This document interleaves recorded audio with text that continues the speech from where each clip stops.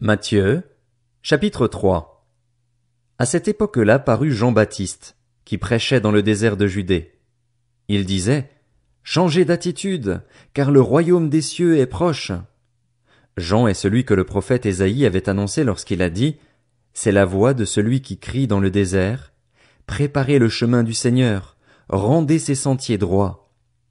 Jean portait un vêtement en poil de chameau et une ceinture de cuir autour de la taille. Il se nourrissait de sauterelles et de miel sauvage. Les habitants de Jérusalem, de toute la Judée et de toute la région du Jourdain se rendaient vers lui.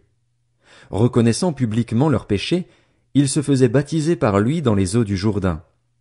Cependant, quand il vit beaucoup de pharisiens et de sadducéens venir se faire baptiser par lui, il leur dit, Race de vipères, qui vous a appris à fuir la colère à venir?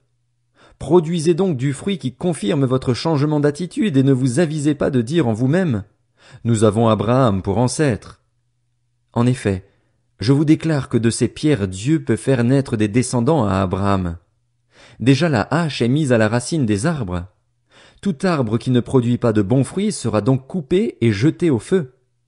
Moi, je vous baptise d'eau en vue de la repentance, mais celui qui vient après moi est plus puissant que moi et je ne suis pas digne de porter ses sandales. Lui, il vous baptisera du Saint-Esprit et de feu. Il a sa pelle à la main. Il nettoiera son aire de battage et il amassera son blé dans le grenier, mais il brûlera la paille dans un feu qui ne s'éteint pas. Alors Jésus vint de la Galilée jusqu'au Jourdain vers Jean, pour être baptisé par lui, mais Jean s'y opposait en disant, C'est moi qui ai besoin d'être baptisé par toi, et c'est toi qui viens vers moi? Jésus lui répondit, Laisse faire maintenant, car il est convenable que nous accomplissions ainsi tout ce qui est juste. Et Jean ne lui résista plus.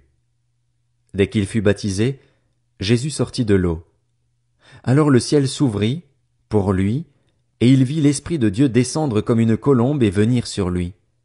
Au même instant, une voix fit entendre du ciel ces paroles, Celui-ci est mon Fils bien-aimé, qui a toute mon approbation.